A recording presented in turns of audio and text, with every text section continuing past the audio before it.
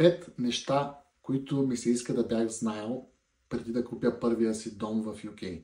Първо, локацията е най-важна.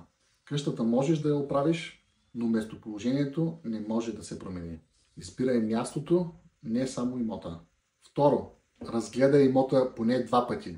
Първия път емоциите решават, втория път ще видиш реалните проблеми. Трето, проучи района. Разходете се из квартала по различно време на деня и на нощта, за да добиете реална представа за особеностите на мястото. Четвърто, провери публичните регистри.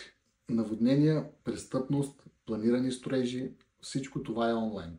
Пето, проучете различните правителствени програми за ипотечно кредитиране. Потърси On Your Home и виж какви възможности има в момента. Ако обмисляте ипотека и търсите персонален съвет, свържете се с мен, Божидар Иванов от Best Fit Mortgages Ltd.